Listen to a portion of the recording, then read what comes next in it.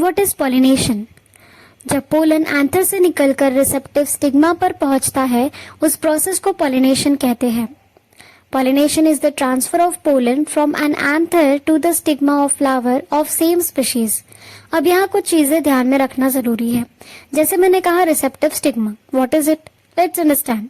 ये कंडीशन है when stigma is ready to receive pollens, और जब ये पोलन्स मैच्योर होते हैं या इट बिकम्स रिसेप्टिव, तब ये स्टिग्मा स्टिकी और मॉइस्ट हो जाते हैं, सो दैट ये पोलन ग्रेन्स फर्मली स्टिक हो सके instead of falling of.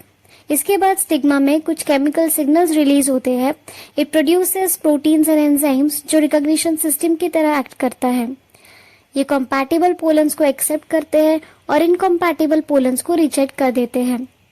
Then ये कंपैटिबल पोलन्स स्टिग्मा से मॉइस्चर एब्सॉर्ब करके एक्टिवेट हो जाते हैं, and then pollen tube form होती है कैरिंग 2 मेल गमेट्स, जो स्टाइल के थ्रू ट्रैवल करते हुए ओवरी में प्रेजेंट ओव्यूल तक पहुंचते हैं, एंड देन फर्टिलाइजेशन हो जाता है। अब आज जो हम पॉलिनेशन पढ़ रहे हैं, ये फर्टिलाइजेशन से पहले होने वाला इवेंट है, इसीलिए इसे प्री फर्टिलाइजेशन इवेंट कहा जाता है। ये बहुत इंपॉर्टेंट है क्योंकि ये प्लांट के रिप्रोडक्शन में हेल्प करता है, जीन्स का मिक्सिंग यानी कि जेनेटिक रिकॉम्बिनेशन करवाता है, जिसकी वजह से नए वेरिएशंस आते हैं, और प्लांट स्पीशीज की कंटिन्यूटी को भी मेंटेन रखता है। अब जेनेटिक रिलेशनशिप के बेसिस पर यानी कि pollen source that is male part and recipient stigma that is female part, ये एक ही प्लांट से आए हैं या डिफरेंट प्लांट से आए हैं, इसके बेसिस पर क्लासिफिकेशन होता है। पॉलिनेशन के 2 मेन टाइप्स होते हैं, self pollination and cross pollination. जब pollens within the flower transfer होते हैं फ्रॉम एंथर टू स्टिग्मा, या फिर जब सेम प्लांट के डिफरेंट फ्लावर्स के बीच में ये ट्रांसफर होता है, तो इसे कहते हैं सेल्फ पॉलिनेशन।